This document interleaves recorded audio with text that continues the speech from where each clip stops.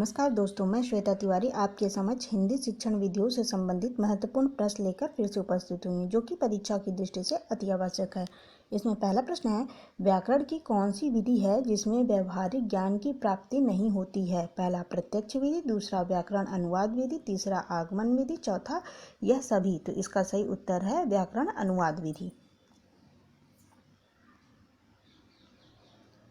दूसरा प्रश्न है, मौन वाचन का क्या उद्देश्य है? मौन वाचन का क्या उद्देश्य है? पहला निष्कर्ष निकालना, दूसरा पठित सामग्री में से पूछे गए प्रश्नों का उत्तर दे सके, तीसरा केंद्रीय भाव को समझ सके, चौथा यह सभी। तो इसका सही उत्तर है यह सभी।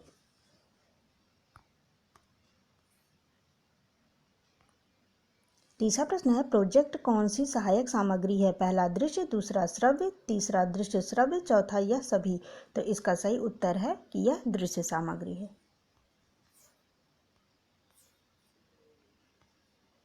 चौथा प्रश्न है, भाषा अधिगम में प्रायः कठिनाइयाँ नहीं आती हैं जब छात्र पहला संकोची स्वभाव, दूसरा आत्मविश्वास की कमी, तीसरा मानसिक अस्वस्थता, चौथा मानसिक स्वास्थ्य हो। तो इसका सही उत्तर है कि वह मानसिक स्वस्थ हो, तभी उसमें कठिनाइयाँ नहीं आती।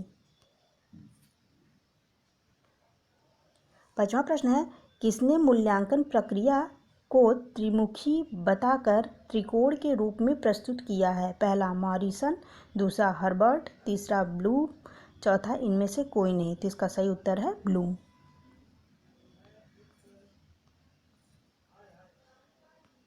छठवां प्रश्न है, उच्च प्राथमिक स्तर पर व्याकरणिक शिक्षा का सर्वाधिक उचित विधि है? पहला भाषा संसर्ग विधि, दूसरा सूत्र विधि, तीसरा निगमन विधि, चौथा आगमन विधि। तो इसका सही उत्तर होगा आगमन विधि।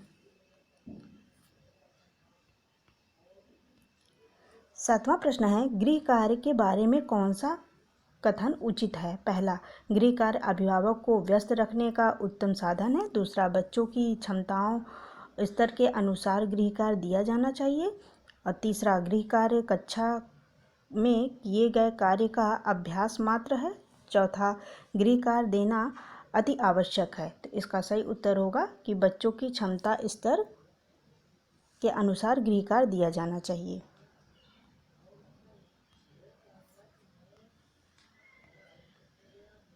आठवां प्रश्न है, उच्च प्राथमिक स्तर पर बच्चों की मौखिक अभिव्यक्ति का सतत आकलन करने के लिए सर्वाधिक उचित तरीका है? पहला प्रश्न पूछना, दूसरा प्रतिक्रिया व्यक्त करना, तीसरा परिचर्चा, चौथा यह सभी। तो इसका सही उत्तर होगा यह सभी।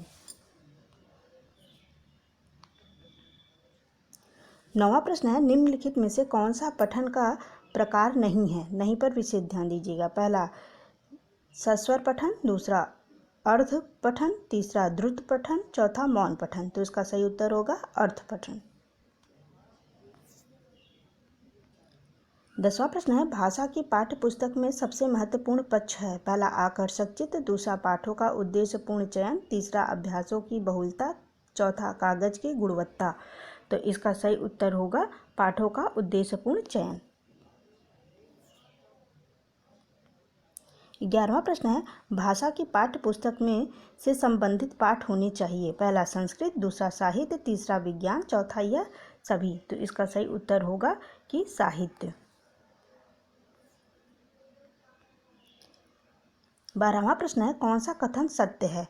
पहला एकांकी शिक्षण की आदर्श नाट्य विधि में छात्र निष्क्रिय होते हैं, दूसरा एकांकी शिक्षण की कक्षा अभिनय प्रणाली में शिक्षक को व्याख्या करने का अवसर नहीं मिलता है, तीसरा एकांकी शिक्षण की रंगमंची विधि में एकांकी की रसात्मकता लगभग समाप्त हो जाती है, चौथा यह सभी। तो इसका सही उत्तर होगा यह सभी।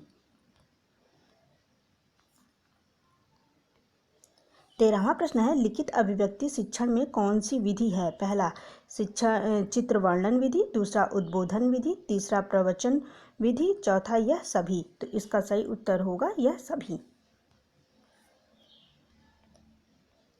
14वां प्रश्न है, सहायक सामग्री के कार्य में कौन से हैं? पहला स्पष्टीकरण, दूसरा शब्दकोश में वृद्धि करना, तीसरा प्रभावशाली शिक्षण, चौथा यह सभी। तो इसका सही उत्तर होगा कि यह सभी।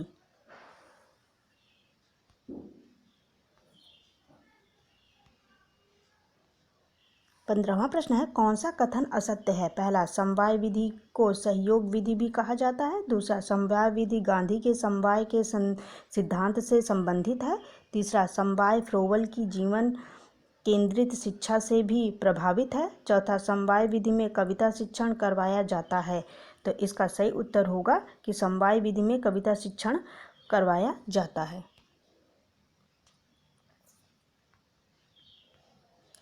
16वां प्रश्न है, कविता शिक्षण की कौन सी विधि है जो व्याख्या विधि का विस्तार रूप है तथा अमनोवैज्ञानिक विधि है? पहला, समीक्षा विधि। दूसरा, व्याख्या विधि। तीसरा, व्यास विधि। चौथा, अर्थ बोध विधि। तो इसका सही उत्तर होगा व्यास विधि।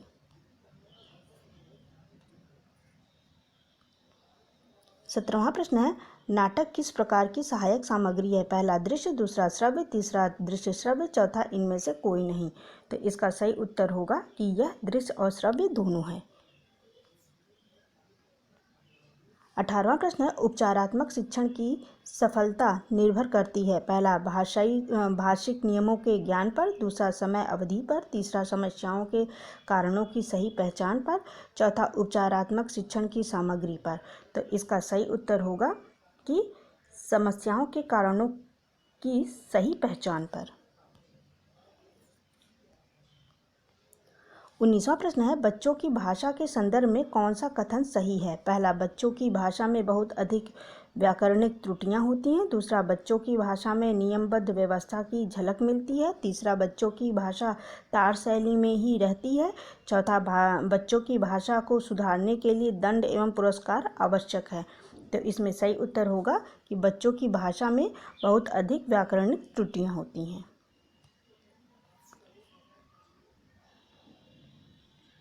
आज के लिए आखिरी और 20वां प्रश्न है, बच्चों की मौखिक भाषा का सतत आकलन करने का सबसे बेहतर तरीका है?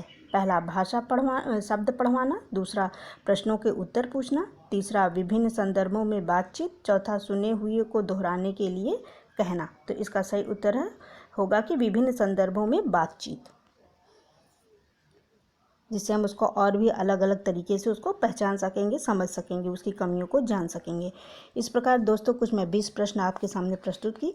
अगर आपको मेरी वीडियो अच्छी लग रही होगी तो आप मेरी वीडियो को ज़्यादा से ज़्यादा लाइक, शेयर और मेरे चैनल को सब्सक्राइब कर लीजिएगा, जिससे मैं और भी अच्छे अच्छे प्रश्न जो कि परीक्षाओं में बार बार पूछे जाते हैं मैं ले आ सकूँ। और मेरी वीडियो को देखने के लिए बहुत बहुत धन्यवाद।